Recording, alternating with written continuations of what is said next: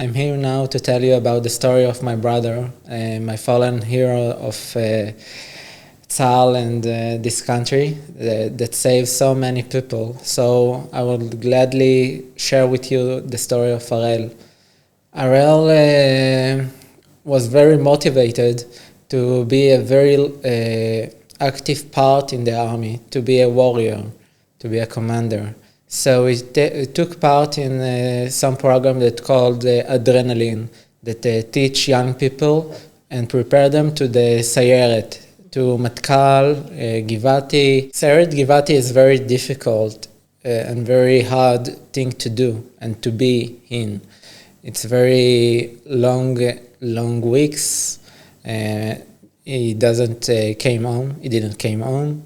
But he was very motivated to do that, to stay in Sayeret Givati. And the weeks gone by and he was more motivated. He was in his best shape. Also, when he came home in Shabbat to his weekend, he did workouts to stay in shape. He didn't rest. He wanted to keep going on and more and to be in his best shape to prepare for war. They suggested him to go to be a captain. So he went to Bahad Echad and did all the program, and he was very successful there. Then he came back to his unit to teach Tironim, to bring them from newly soldiers to along all the course of the program of Sayeret Givati to become warriors. After that, he wanted very much to be in the more active role in the field of Givati. He got a team already. They like 2 years in the army. A very problematic team because the commander that was there was expelled. They were very low motivated to keep in the army and to listen to commands. The unit told my brother, if someone can do that and bring them motivated, you can do that.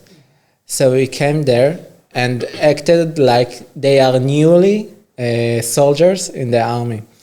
They were thinking that he is crazy because he was so motivated. It took them, bring them to shape, look on their diet, did to them a lot of exercises. From the lowest point in the Sayeret, he brought them to second place in the Sayeret. He didn't just make them in shape. He bring them to a point that they are so motivated to play a big role in the army, to defend on the country, to be one of the best.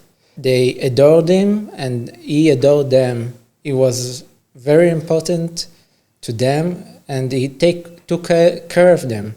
Very good. He told them, and they told us in the Shiva, he told them that if there will be a war, you must be in the best shape you can to survive. The best shape. If you don't be in the best shape, you will die. So now, if fast forward to today, some of his soldiers in Bet Levinstein rehabilitation facility, that is soldiers that are very badly injured.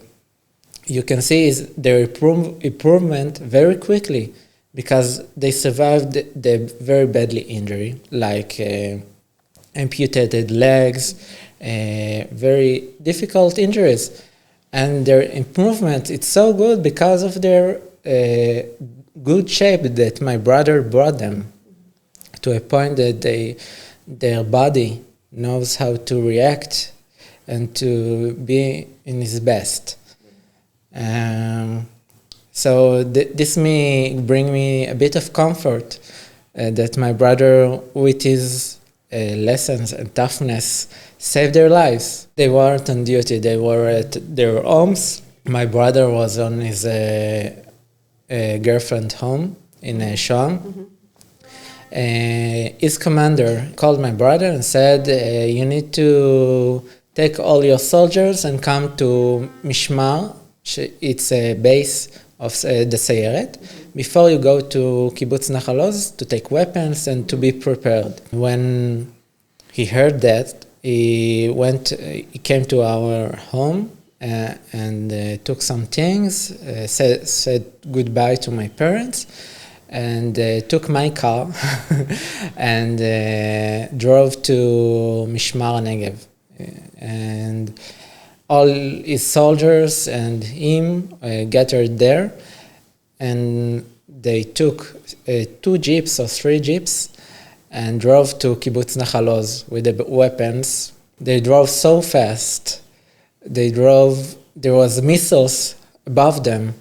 There was a lot of burnt cars. There was terror.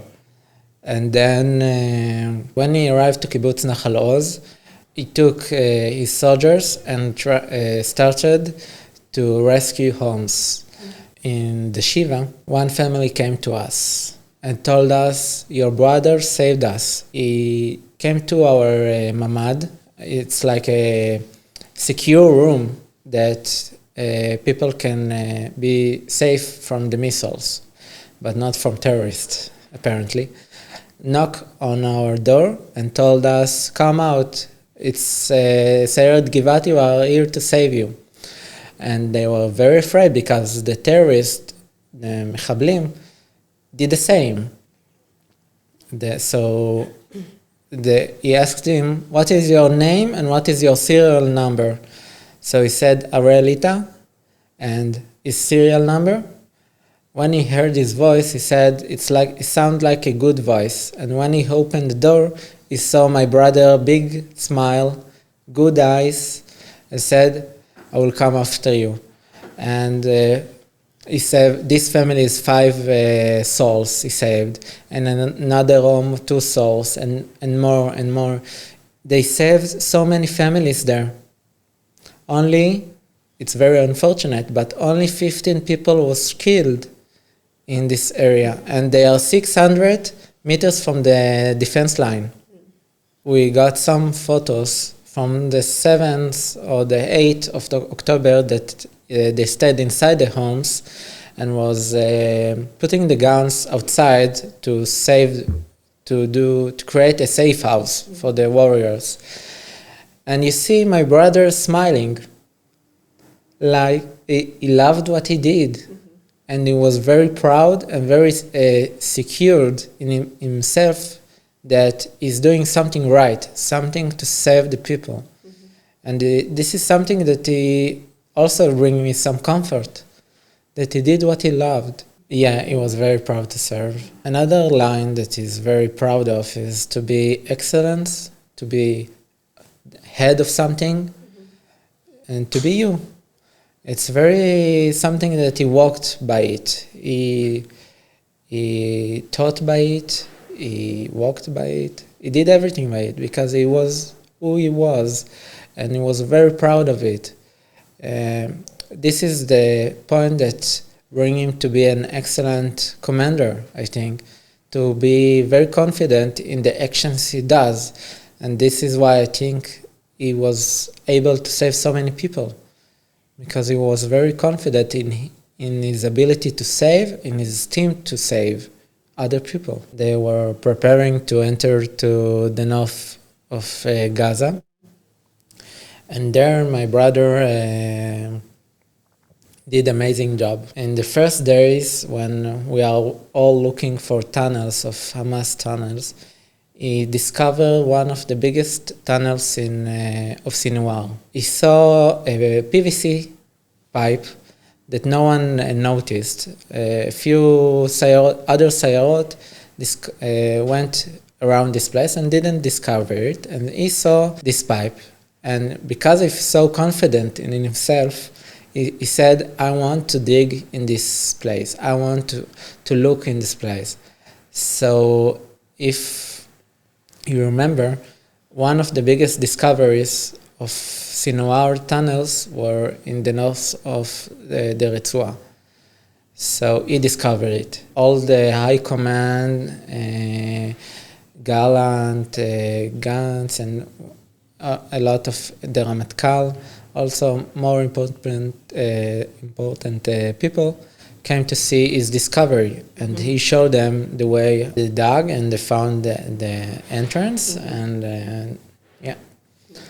My brother is very persistent, so yeah. They found a lot of very important information. After a month, he came home for 2 days, and then he came back to the south. One of the amazing stories that we know from Ariel, that he saved from Gaza a dog. He named her Shati. She was a German Shepherd, and they've been with them like 10 days, this dog. They gave him from his food, he took care of them. Then he managed to drive her inside Israel. He loved animals, and every soul was important to him. Even the soul of a dog in a war zone is very difficult to take care of dog, and even to take some of the resources and drove back to Israel in a Nagmash.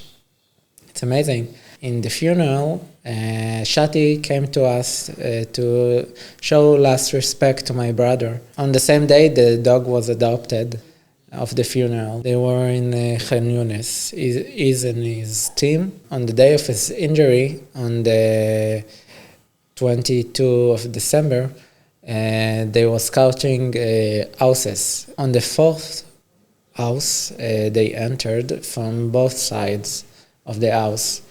My brother sent 2 soldiers to another side, and he and his team was waiting on the other side to enter. Before a team is entering a house in Gaza, a tank is bombing the entryway because they don't supposed to enter in the front door. So they are making a new opening. Apparently, the 2 soldiers that my brother sent was entering mistakenly on the front door, and they activated the bombing. They were both killed on the spot, and my brother was with his team on the stairways. He went on the front, as a captain should, and he was the most badly injured. After him, there was his kashar. It's when kashar, it means a soldier that connects between the captain to the higher end of the command. So he also was badly injured, and my brother suffered the most injuries because he was in the front. So on the 22nd, my brother was rushed by helicopter with 669. There was a little bit of break because of the deal with to bring back the hostages. They laid a lot of bombs, trapped a lot of houses in the ceasefire. Yeah, they waited for us. They love it. This is what they do for a living, kill people. They try to make us and make our soldiers inhumane. But our soldiers are the most human things on earth.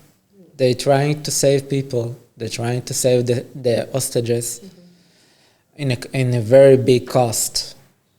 In a very big cost of lives of our children, because soldiers are 20, 22, 23. It's babies. That they give us guns, they give us the preparation, but it's a very big cost to lose a child and a brother. Everyone was injured, apart 3 or 4 people. There was 16 people in his team. So they were rushed to Soroka. him and 3 more soldiers. And then we got notified. Friday night, Friday dinner. Our close family was.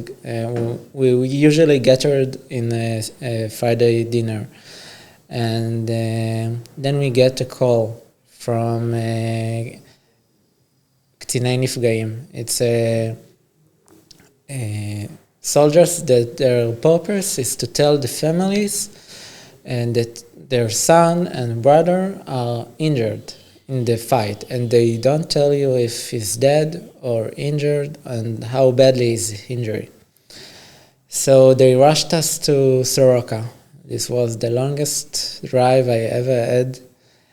And there we were notified that my brother was in a anush, it's very badly injured situation. On Saturday, the doctors told us that we should say prayers because we don't have nothing more to do. We said to them, my brother is the most persistent and more focused and stronger person on earth. He can manage to do that. He can manage to go up in the hill and succeed. So on Saturday, they managed to come with the idea of ECMO. It's like a machine that replaces the heart and the lungs. So for the next 8 days, my brother was fighting for his life. But because he was so strong, so focused, he managed to survive for 8 days in this situation. The doctors and the nurses were amazing in Soroka. We were around his bed 24/7. And they were taking care of Ariel in an amazing way, tried everything. And I'm very appreciate them. He was injured because it was a trap from the ground. His injuries was from his legs until his stomach. So there is a lot of blood vessels in these areas, so he lost a lot of blood. When he arrived to Soroka, he arrived lifeless, and they made him enter in more life again, but they tried everything. On Saturday, my brother, before everything happened, my brother called my mother on 14th of December. Mm-hmm. He told her that he misses her, that she should take care of my grandma, because my grandfather was passed away on the 11th of December. Mm-hmm. Yeah. Mm-hmm. And he will come back on the end of the month or a week before the end of the month. And this is what happened. He came to us injured on the 22nd, and he left us on the end of the month. He made a phone call. He said, I can't leave my team. I'm very sorry. I want to be there for you, but my team needs me. The fighting needs me. He was so motivated to do that. He was very connected to my grandfather. But he said, I must stay. I'm sorry. It's very difficult to them to speak to anyone. Because it's very difficult also to me, to open those wounds. They are very bloody wounds right now. And to open them more, it's very difficult. Yeah. And I'm doing it for my brother. Mm-hmm. On the 22nd of December, I told him that I will be strong for him. I will be there for him, also after his death. I've been there for him. I managed to look after him, that everything will be okay. Everything, that he will come home as he was, perfect. And I'm strong for him now, to tell him about his story, because I think it's important to learn about him, his motivation, because it's not a very common motivation to life, to save life, to be selfless, because not a lot of people are selfless. I have to learn also from my brother. We are very different, me and him. And this is what to mean Israeli, to be Israeli, to be a real Israeli, I think. My parents, it's a day by the day. It's not we are not making very big plans or we live by the day and go to work and go to study. And we try to start live with this big header that my brother is not coming back, that he did what he loved and he's not coming back. It's a very difficult to understand it, because when you are going to the army, you serve like 3-4 years if you are a captain, and you came back to continue to study, to travel, to work, to love, to live. But my brother's life ends at 22. He had a girlfriend, yeah. She is also from Sham. She is also a soldier in the army. She is in the Air Force. She served in Uvda. It's near Elat. It's a base near Elat. And they have been like 5 months together. But my brother came to my mother and asked her, "What are you thinking about her?" And on their first months together. And my mother said, "She looks lovely. She looks great." And my brother never asked about anyone, my mother. Mm-hmm. So he loved her so much. She loved him so much. In their very few times they met, they loved. And the love was so big that the time wasn't comparison to that. Their love was in a war zone. They met very few times, but their connection were so strong. On the 3rd of December, he called me. I sent him a letter that says that I miss him. This is the last time I spoke to him about this letter.